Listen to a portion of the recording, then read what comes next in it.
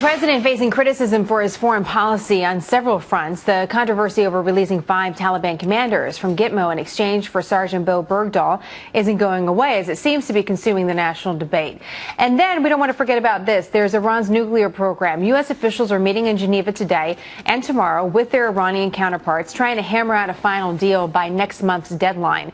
But there are signs and an agreement seems as elusive as ever. Looking at these two issues, our next guest says the administration's foreign policy pales in comparison to the history-shaping events we celebrated last week, like the anniversaries of D-Day and Tiananmen Square. Daniel Henninger writing this in the Wall Street Journal, saying that the national conversation is missing something. Quote, all of this, however, ducks the one big question asked of any modern president's foreign policy. What exactly do you guys stand for? What, when you've left the building, will the United States represent? And Daniel is our guest, deputy editorial page editor for the Wall Street Journal. Do you have any more clarity? I know the column was printed just last week. Do you have any more clarity on that today? I don't think so. I think what is happening today is a pretty good reflection of what one of the main points I was trying to make, Jenna, which is that so we have the Bo Bergdahl release, and this one sergeant is released for 5 really senior Taliban commanders.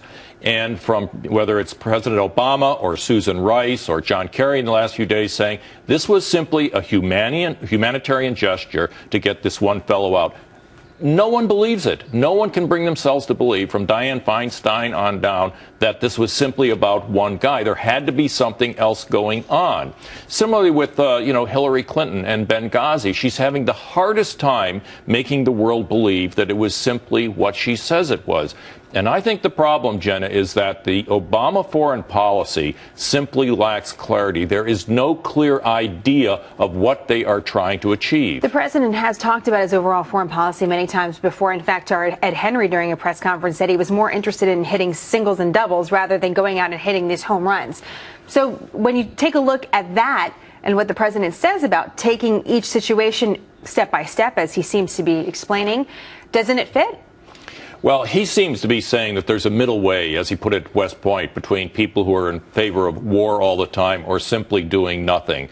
But the problem with Obama's foreign policy, the singles and doubles, is it never seems to reach its goal. I mean, John Kerry spent the past year flying to Israel to try to broker a deal between the Israelis and the Palestinians. Nothing came of it. The president didn't even mention it in his West Point speech. And now, as you just suggested, they're going to try to go and do another deal with Iran, which itself lacks clarity. One of the New York Times reporters that was himself kidnapped by the Taliban had this to say overall about the national debate. David Rhodes said this: the focus of our anger should be the kidnappers. They are the problem, not hostages, their families, or a government that meets a demand. We must unite in fighting the perpetrators of a craven crime, not each other. Do you think we're missing that, Dan, with all of the flurry of the criticism over the president and the foreign policy, that perhaps we're missing the focus on the real bad guys out there?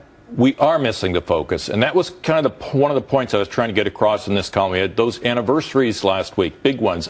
D-Day, the United States stopped the Nazis. Tiananmen Square, people went to go into Tiananmen Square to, demonstrate for more democratic rights. And actually, it was the 10th anniversary of Ronald Reagan's death. Reagan best remembered for stopping the Cold War. These were clear stands, clear goals. And the problem with the Obama foreign policy is that he won't seem to take a final stand on making something stop. He will always want himself to be covered by some contingency interim explanation. You gave us a good starter for a debate, and I'm sure it's one we're going to be having over the next couple of days, Dan. As always, thank you very much. It's great to have you.